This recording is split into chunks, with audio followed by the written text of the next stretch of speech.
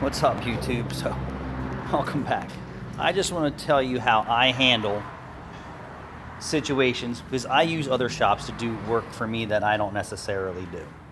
And I try and choose guys that I know that will do the job with the least amount of aggravations, bullshit, and comeback. Because remember, your customer's coming to you, the service guy, Pete, Bob, Mary, whoever that they trust, and you probably don't do everything, but you have people to do it. Windshield guys, calibration guys, tranny guys, engine guys. Hey Jude, you got tools sitting over here still.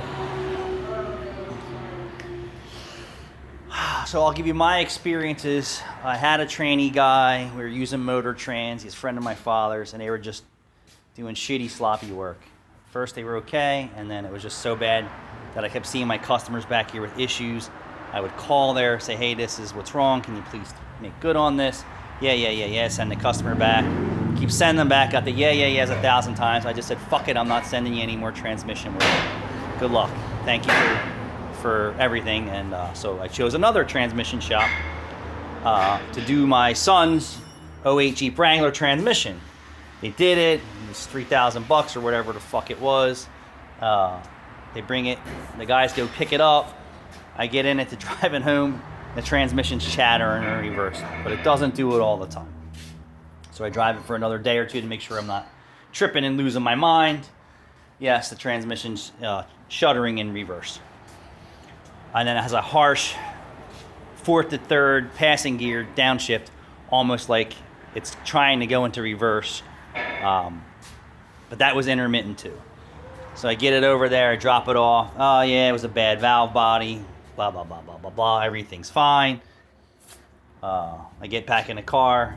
The fourth to third gear passing gear shift issue is resolved from the valve body, but we still have the shutter in reverse, and it's still intermittent. So they're like, all right, drop it off. I got sick or some bullshit. A couple weeks went by. I drop it off. And they're like, oh, we don't really notice the problem. I'm like, well, let me come down there and I'll show you. Get in, it doesn't happen. So I say, all right, let me talk to the owner, Steve. So Steve's not in. He calls me the next day. He's drop it off. Let me drive it for a couple days or whatever. I think he drove it for a week. He's like, I feel the problem. I've had the transmission out a couple times. I can't figure it out. So I'm helping him work through this problem. I really shouldn't have to do this because I'm paying him to fix the car. He's the transmission specialist. I'm not. I said, hey, listen, Steve, I don't build transmissions. I said, but, an old trans guy told me years ago, once a transmission core has so many miles on it, I don't care how good of a trainer you guy are, you're not going to be able to build it. He goes, I never had that problem.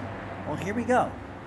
I said, well, let's get a low mileage core and rebuild the transmission. He goes, or I can give you your money back and you can live with it. That's not what I want. Nor do I want you to lose any more money, but I want you to learn from this experience as well, just like myself.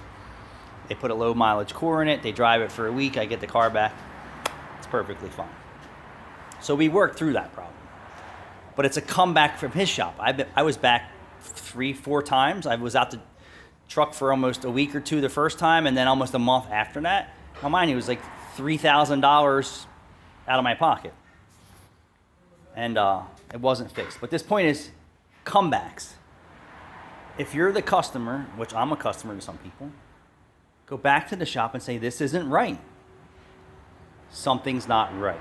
If they can't find anything wrong with it, then maybe you should take it someplace else. But if you give that shop an opportunity to look at it, and say if it's something obvious like a constant check engine light or a constant rattle or a constant clunk, something's not right.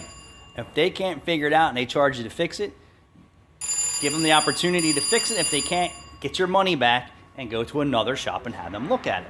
But don't go to another shop looking for a magic wand, wave his fingers and snap it and that's fixed, because that's usually not the case. And especially when a technician that's super skilled and cares about what he's doing has to unwind what another shop has done, or technicians have changed parts that are necessarily not the problem, but have now created another problem on top of the customer's original problem. So we have to unpeel the layers of what they did on the surface and say, okay, Now we did our visual check. Now we need to dig into it. So I would expect you to pay someone to tear your car apart and find out what the fuck did they do wrong? What did they miss? Is it a product problem? Is it an installation problem? Is it a mixture of all? Yeah, sometimes it is.